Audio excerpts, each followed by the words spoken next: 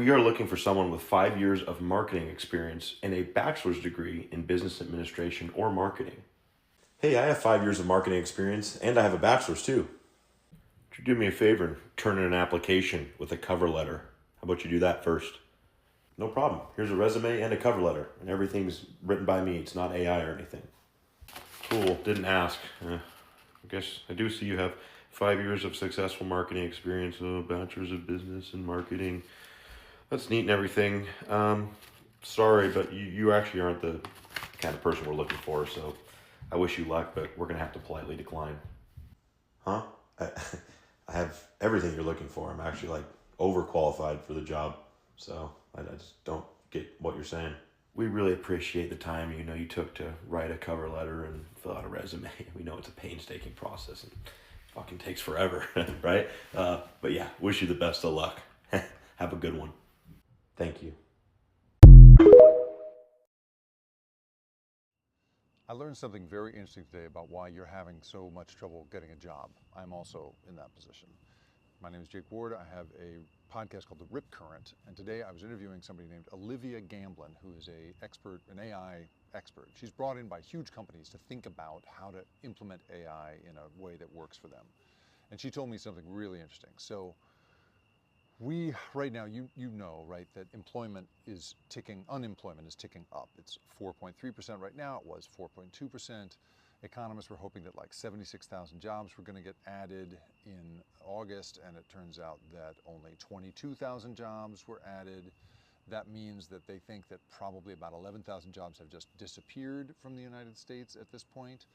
And the reasons that economists give for this are the ones you would expect. The immigration crackdown, which means people are leaving the labor force. Tariffs, which are causing companies all kinds of headaches about how to, whether they should be hiring or firing people, and they're firing people. The steady inflation, that's a huge problem. The high cost of borrowing money, and the just general economic uncertainty. Like companies right now, of course, they're just hoarding cash because they don't know what this guy is going to do, right? They don't know if he's going to impose tariffs on some country that they might, put capital expenditures into, right? They're not going to build some factory, here or abroad because they don't know what's going to happen next. So these companies are just sort of hoarding their money.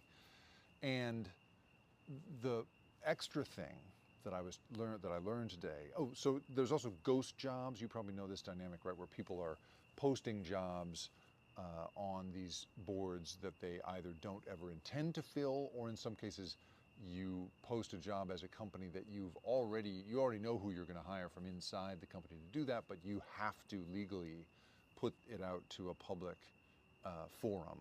That's often true in universities, for instance.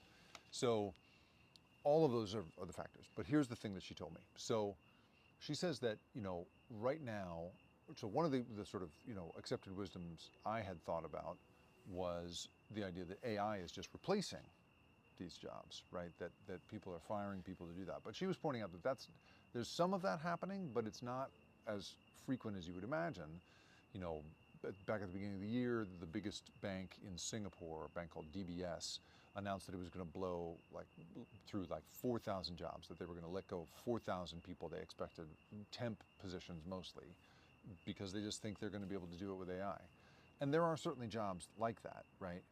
But what Olivia was pointing out is what's really happening is you've got these big companies who are letting people go under shareholder pressure, or letting people go because they got to cut costs, or whatever the thing is, right? Or they want to hoard their cash, or whatever the thing is. And then they think about bringing in AI to replace these people, but they don't do it. And instead, they just kind of get stuck in this anxious panic where they're imagining a future in which AI might do this job, but they don't know if that's going to be possible. So they're not going to blow any money on hiring anybody while they sit tight and wait to see if AI might be able to replace that job in the future. And so these jobs are not getting backfilled. Positions that need to be filled, people that, roles that need to exist at a company for the company to function well, are not getting filled because these business leaders are basically panicked and unsure whether to buy this idea that in the future, AI will do the job for them. Now, I'll just point out, just remind you, right, we are at an extremely primitive stage in AI. Like AI, at the moment is just a fancy parrot, right? All it does is statistically predict what word is coming next. That's it. And it doesn't have any reasoning, it doesn't have any of that stuff. So the idea that these companies are so willing to believe that possibly in the future, knowledge workers, paralegals, journalists, whoever can just be replaced by this kind of system is a reflection, I would say, of just how easily we are fooled by a good simulation of human reasoning. But we don't have that yet, right? And so even now with this primitive thing, you still have these business heads panicked and frozen in their decision making such that they need people in those roles, but they're not sure if it's time to replace them with AI yet. And so they're just paralyzed. And I think this goes to show just how deep this unemployment problem runs. And as the technology gets better, but the instability of this administration continues, I think it's going to only, I'm sorry to say, get worse in the next couple of years. Watch this. BC Library has a program that explicitly rejects white job applicants. While discriminatory hiring is illegal, you're allowed if the BC government gives you a special permission for equity purposes. And it gets better. Burnaby Public Library explicitly boasted a recent report that they were able to reject white applicants and that they've been able to exclusively hire non-white managers and executives since 2021. The chief librarian, Beth Davies, is a self-described settler on Indigenous land, and she also happens to occupy the only top-level job in the library system explicitly shielded from preferential hiring under the program. She's the exception. A recent report tabled before the library's board of directors, she praised the special hiring program but noted it only applies to top leadership positions except that of the chief librarian. I'm going to make myself much smaller, but as you can see here, the special program for a 5-year term that allows preferential hiring of candidates who self-identify as Indigenous, a Black, or a person of color, IBPOC, for all exempt positions except that of the chief librarian. And even down here, it shows how many IBPOC people were hired. There's the number of applicants, there's the people interviewed, and then were they hired. Process perspective, the hiring managers first look at resumes from racialized candidates and only look at resumes from white candidates if there isn't sufficient pool of qualified racialized candidates.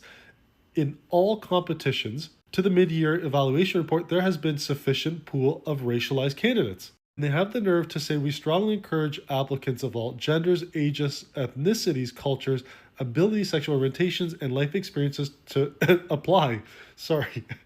Another holder of the program includes Lululemon. Guys, I'm going to say it in plain English. This is racism. That's it. That's the message. This is exactly why DEI needs to end. This is plain racism. And it's right in our face. Just because it happens to white people, it makes it okay? It doesn't. Take it from a minority. It doesn't. It's disgusting. So this shows you that we're shifting from growth at any cost to efficiency at any cost. So these are recent layoff announcements. Look how many employees companies are getting ready to lay off. Majority or almost all of these layoffs are due to AI. So if you're young, I would start looking into things like AI automation, AI, just anything in that field of cyber tech and AI. You guys want to see what's going on behind the scenes in the hiring process? I'm going to pull the curtain back and show you a couple things. So I had a position, looking to fill it, but not until after the first of the year. So I'm not actively looking. It's not advertised. No one knows about it except for a couple people inside of my company. But then we get a referral come in last week. So I'm a sales guy. I manage sales guys. This is a sales guy. Okay, looks good on paper. Let's have a conversation with him. So have a chat with the guy over the phone. Decided to do a formal interview with him the next day. So I learn about him on a Monday. We talk to him on a Tuesday. We interview him on a Thursday. And yesterday, Friday, I sent him an offer. Companies are still hiring. Even if they don't plan on bringing in the headcount, if the right person comes along, they're going to bring that guy into the organization, just like we're trying to do. I think he's going to accept, but he hasn't yet, so I can't say it's 100%. But if you want to know what hiring really looks like, especially this time of year when not a lot is advertised, this is what's happening behind the scenes. There are people getting hired in October, November, and December. They're just not applying to jobs that are advertised. They're getting hired behind the scenes. They're getting hired through referrals. They're getting hired by putting themselves in a position to show that, hey, I'm worth jumping on now instead of you holding your plans for another 2 or 3 months. So go be that person. Go be that person that forces a manager to say, hey, we've got to make a move today because we get better tomorrow if we bring this guy in the organization. And if we miss this person, we may regret it 2 or 3 months down the road. Go be that guy. What I don't understand is old people that work because they fucking bored. Well-kept 401k, husband works, they don't even have to work. But working just because they're fucking bored. That's the most stupidest shit. I hate old people that do that shit. They're selfish as fuck. You're literally holding up a fucking position for somebody else just because you work and just because you're fucking bored. I know I'm gonna get a lot of hate over this, and I really don't give a fuck. But the point is, I've been doing construction work pretty much my entire adult life, over 20 years, 21, 22 years now. Right now on this job I'm on, right now, there are about 5 of us white guys out here. There's probably 2 or 3 black guys, and the rest are Latinos. And I say the rest being 100 to 125 guys. Now I've been on this job for 6 months. And that's been about the average.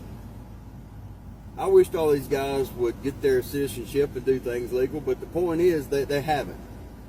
But if you send all these guys back across the border, everybody says, oh, they're going to raise the wages and all the white guys are going to get these jobs. Bullshit. Like, I don't know what fucking sandcastle you got your head shoved in, or whose ass you got your head shoved in, but no, they're not. I've watched the Americans completely quit working. People my age and younger don't work. They don't, and especially ain't gonna do a physical job. So all you people saying, oh, they're gonna increase the wage, and all these thousands and thousands of white guys are gonna get these jobs. Like, are you? Have you done lost your fucking mind? I mean, come on. What's gonna happen is people like me are gonna be sitting at the house because there ain't even enough people to put a crew together to be able to fucking work. Fuck, man, this country and government, everybody just went to fucking shit, man. Damn, y'all keep working, baby.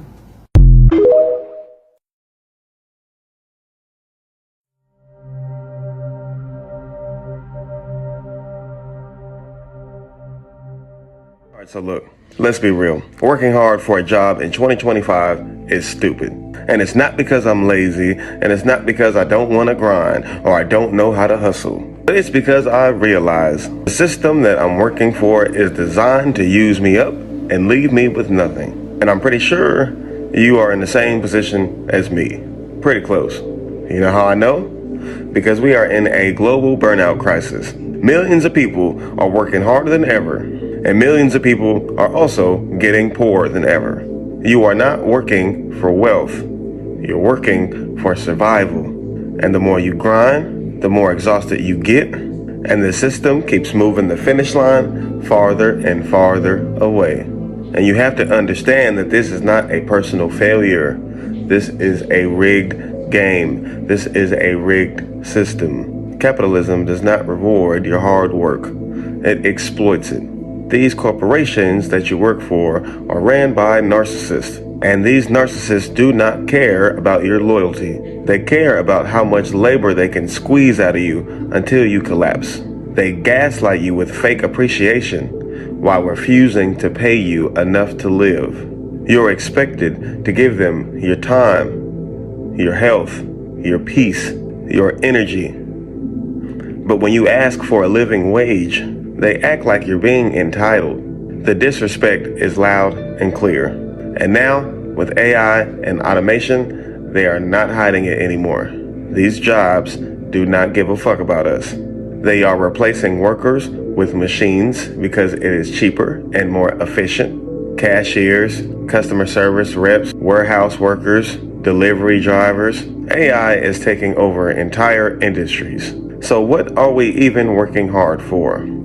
There is no ladder to climb. These jobs are disappearing. You are unaliving yourself for a system that is actively trying to find ways to make you unnecessary. And not just that, but your labor is literally fueling a system that is destroying the planet. While you're burning out to survive, these corporations that you work for are destroying the earth for profit.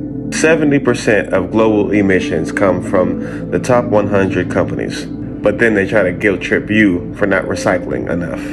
You are being used to power a machine that does not care if you are drowning or if the planet is dying. And that's why we have to stop giving this system our energy. You don't owe them your life force. You don't owe them your loyalty. And you definitely don't owe them your health, your peace, or your future. AI is taking these jobs anyway. There is no ladder to climb. There is no security.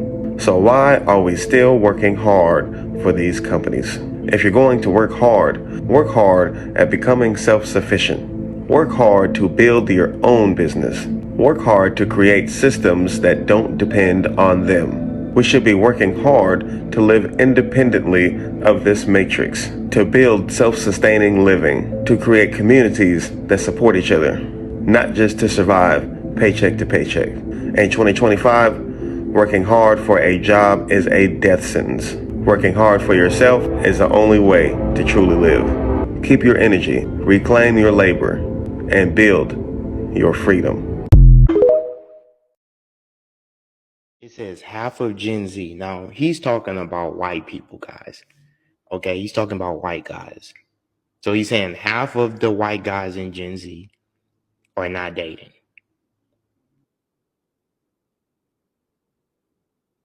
Half of them are not even actively trying to date. I'm translating it in real time for you so you can understand what's being said. They're not even trying.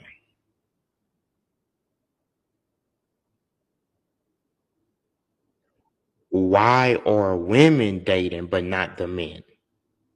Stay with me. You got to learn how to listen. Okay? If you don't know how to translate Euro talk, because they speak in a lot of coded language. If you don't understand, everything you think you do understand will only confuse you. That usually means older men. Literally back then, it was just get a college degree, get a job, work hard, and that's a fast track towards a decently solid life. That's not the case anymore. Now prestige matters. Now connections matter. Now you got a network. Everything is literally so much harder than it was back then. And the fact that you can't really talk about it to your older peers because they just don't get it, and they just think it's like, oh, you just got to be different. You just got to work harder. Like, what the fuck, dude? We're trying. It's just so sad. Like, I don't know, dude. It's so fucked, dude. So a family friend recently came. Welcome to the food chain, man. Welcome to the food chain. Welcome to the meat grinder, bro. And guess what? The reason that they're going to act like they don't empathize with you and know what you're going through is because all of us are trained to think a certain type of way. It's a piece of the puzzle that's missing. So we as humans experience alienation, guys. And Karl Marx argued that it's a condition that the workers experience in a capitalist economy. Meaning that they are controlled and exploited. And as a result, they experience alienation. Now think about this, guys. It's a lot of people that can't afford rent. They can't afford to buy a house. Some people can't afford to have a child. Some people can't afford health care. The most basic needs that you think you deserve, you can't get. So what I'm going to talk about, guys, is the hierarchy of needs by Maslow. And this is very deep, and I'm going to wrap it up after this. So You have your your physiological needs. Your physiological needs. That's you as an animal, you as a living creature. Okay? That's food, water, safety, rest. You need that. As a human being, you can't exist without that. Okay? Then you have level 2. That's your safety needs. So you want to be secure. We're talking about the hierarchy of needs, and we're talking about this, money. How does this relate to the pyramid, right? So you have physiological needs, safety needs, belonging and love, esteem needs, and then this is the part that Sigmund Freud was talking about, self-actualization. What is self-actualization? Self-actualization is when you reach your full potential. When you are self-actualized, that means you have reached your full potential. Some would argue that none of us will ever reach our full potential. Some of us would argue that it's impossible to reach your full potential in a world that makes sure you stay on level 1, the level of an animal. What do I mean by that? I don't mean to be offensive when I say that. What I'm saying is that your physiological needs. When you got up this morning and you went to work, or your mom went to work, or dad went to work, what did they go to work for? Food, water, warmth, rest. They went to work to get their most basic needs met. Okay, why do relationships fail? Why do people feel alienated? Why are so many people suffering? We're going to get to that.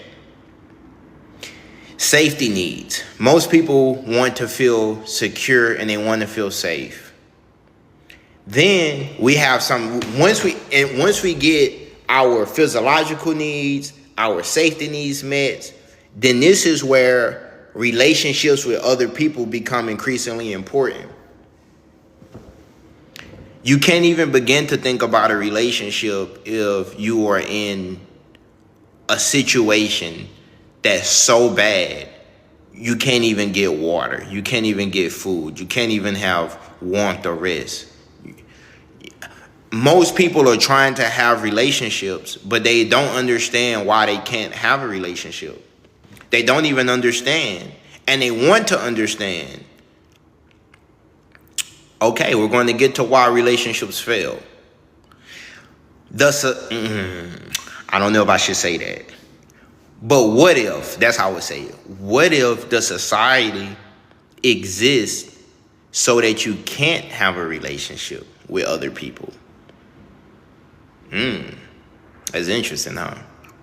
Now, I'm not the first person that thought this. I thought this and then went researching. That's what I do. I think of a question, I research it, okay?